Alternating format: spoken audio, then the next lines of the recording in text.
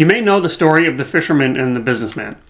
The parable goes that there's a businessman who's on vacation in a nice beach town, and each day he notices a fisherman go out every morning, catches a few fish, and comes back. Finally, the businessman goes up to the fisherman and says, "You look like you're a great fisherman. Can I tell you why you don't stay out and catch more?" And the fisherman replies, "Well, I catch all that I need to feed my family. That's all I need." And the businessman says, "Well, what do you do with the rest of your day?" He says, "Well, I go home, I play with my kids, I have a nap in the afternoon with my wife. In the evenings, I go and I have drinks with my friends, I play music, and I hang out all night long. It's really fun." The businessman says, "I think you're thinking too small. I've got an advanced degree. I've got several years of business experience. Here's what I think you ought to do. I think you ought to fish more, fish longer, and then you can sell those extra fish. And then with that extra money, you can buy more boats, you can hire a team, and you can turn this into an empire. And eventually, you would become very wealthy." And the fisherman says, "Well, that sounds great. What happens then?" He says, "Well, you could sell your business and retire." And the fisherman says, "Well, what happens then?" "Well, then you could spend your days leisurely fishing, taking naps with your wife, hanging out with your kids, playing music with your friends, and hanging out with your buddies." So what that parable highlights is that the fisherman already was there. What's the point? And that gets us thinking a little bit differently about wealth. What's the point of money? What's the point of wealth? In the book Die With Zero, Bill Perkins has us think, why do we amass all this money? He has us think about wealth over time. So many of us are thinking, or we are savers and savers and savers. And then over time, we amass this big amount of wealth. But what's the point? What's the point of generating all this wealth if we're not going to use it? That's his point.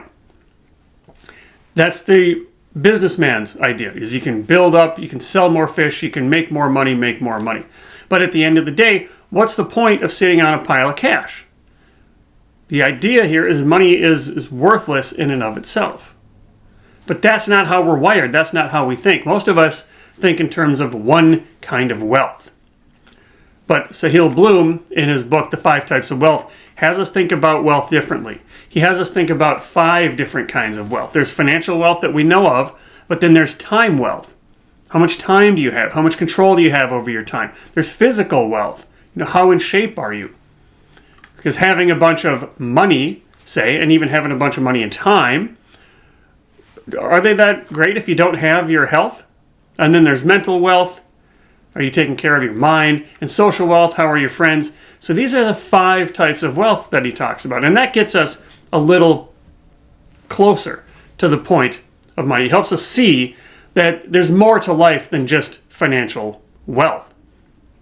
Because you can be financially secure pretty easily. Sell everything you own, move to Nepal, find a village somewhere, buy a shack, and you could survive. You could be financially independent there. You'd probably be the richest person in the village. But wait, you don't want to do that? Why? Because just having financial wealth isn't enough. The other things, the other types of wealth matter. And so Die With Zero tells us we need to use this money. The 5 types of wealth reminds us that there are different ways to think about wealth, true wealth, what is important to us. But I'm going to take it one step further because one of these kinds of wealth is different from the others. Time wealth, physical wealth, mental wealth, social wealth. The fisherman had all of those. Had a happy life, didn't have the financial wealth.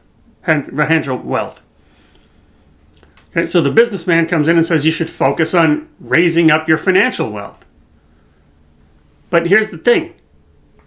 Only one of these, financial wealth, this is the one that we focus on. But this is the one that is worthless in and of itself. Completely worthless by itself. Money is only useful insofar as it gets you something. It can buy you time. It can buy you health. It can buy you mental health. It can buy you social impact. It can buy you the ability to live a life. And so let's separate this a little bit. Because let's say that life wealth consists of those time, physical, social, and mental wealths. Financial is the different one. Financial wealth is the instrument. It's instrumental. time, physical, social, mental, those are experiential. That's actual life. So we're using money, we're using financial wealth to fund life wealth. So what is the money for? What's the money for if you're already living the life you want, like the fisherman? Do you need money? Now, that's not to say that the fisherman couldn't benefit from having a safety net. That's 100% true. But if you're focusing on the finances first, you're missing the point. You're missing life. So let's figure out what's the money for, figure out what's the purpose of money in your life, and then go out, live your life according to your values unapologetically.